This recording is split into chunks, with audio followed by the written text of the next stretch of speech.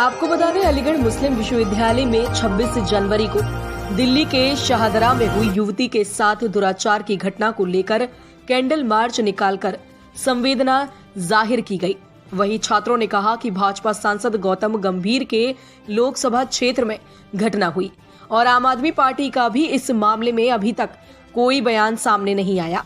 AMU छात्रों ने कहा कि भाजपा सरकार में महिलाएं सुरक्षित नहीं है, महिलाओं पर अत्याचार हो रहा है और भाजपा सरकार ने बेटी बचाओ बेटी पढ़ाओ का नारा भी दिया था, लेकिन सरकार इससे विफल रही है। सरकार ने जो नारा दिया है उसके विपरीत ही काम हो रहा है। आपको बता दें, एएमयू छात्रों ने कहा कि भाजपा सरकार को इसका खामियाजा 2022 के विधानसभा चुनाव में दिखेगा। एएमयू छात्रों ने बताया कि पीड़ित युवती का अभी भी अस्पताल में इलाज चल रहा है। इस मामले में छात्रों ने कहा कि घटना को सुप्रीम कोर्ट को संज्ञान में लेना चाहिए, क्योंकि मामले में सरकार कोई ठोस कार्यवाही नहीं कर रही है। वहीं छात्र विकास यादव ने कहा कि सरकार मुआवजा न दे लेकिन उनका सम्मान लौटा दे, आरोपियों को फांसी की सजा दिलाए। आज किस तरीके से आपने कैंडल मार्च निकाला है?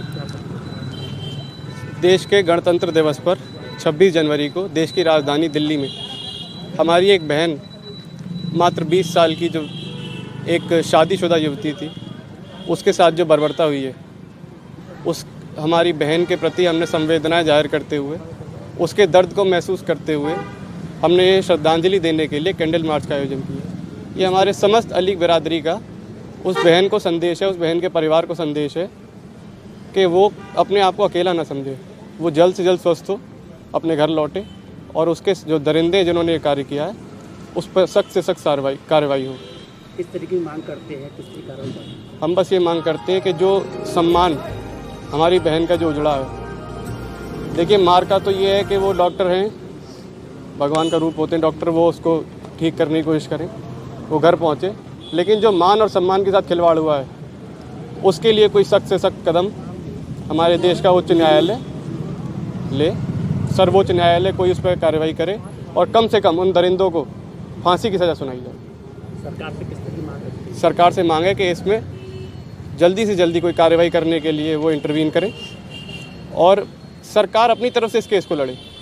सरकार उनको सहायता दे केस लड़ने के लिए, मुआवजा नहीं दे, मुआवजे की कोई ज़रूरत नहीं है, उनका सम्मान लौटा दे बस, कैसे भी करके उनके सम्मान को कोई हानि नहीं होनी चाहिए, क्योंकि ये कार्रवाई हमारी बहन के खिलाफ हुआ है। हमारी बहन ने कोई गलती नहीं करी है, वो जो हमारी बहन के खिलाफ हुआ है उसके प्रति उसका जो दुर्भावना है, उसके प्रति जो बना दी उन्हें घर के लोगों ने जो कार्य किया उसके साथ, वो जो मान सम्मान को ठेस पहुँची है वो लौटाए सरकार और माननीय सर्वोच्च न्यायालय इसमें इंटरवीन करे, इस केस को अपने सबसे ज़्यादा अहमियत देते हुए सबसे पहले इस केस की सुनवाई करें। क्या नाम है आपका? उसके प्रति हमने एक कैंडल मार्च निकाला, उसके प्रति हमने संवेदना जाहिर की। किस तरह की मांग करते हैं? हम सरकार से यही मांग करते हैं, इस तरह की दरिंदगी और भव्यता आगे से किसी हमारी बहन के साथ ना हो, तो सरकार कम से कम इन दरिंदों को फांसी की सज़ा तक पहुंचाए।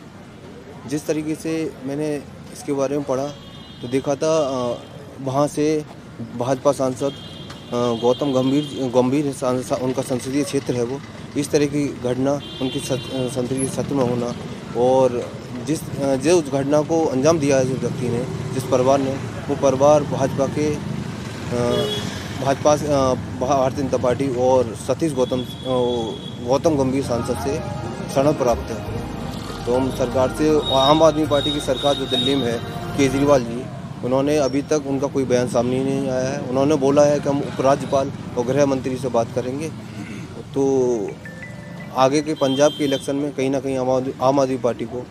क्या इस सरकार में महिलाएं, बच्चे सुरक्षित नहीं है? आप जहाँ तक देख रहे हैं, सरकार में कहाँ से महिलाएं सुरक्षित हैं? आप रिकॉर्ड उठा लीजिए, दिन प्रतिदिन ये घटनाएं इस तरीके की बढ़ रही हैं। जहाँ भाजपा की सरकार है वहाँ आप उत्तर प्रदेश में देख लीजिए, दिल्ली में देख लीजिए, जहाँ बीजेपी की सरकार है वहाँ महिलाओं के खिलाफ बहुत ही ज़्यादा अत्याचार हो रहा है। सरकार कहती है हम महिलाओं को पूरा सम्मान दें। सरकार ने जो नारा दिया था बेटी बचाओ बेटी पढ़ाओ, उसमें सरकार बिल्कुल ही विफल रही है। क्या लगता है इसके खामियाजा 2022 में? बिल्कुल, देखिए जिस तरीके से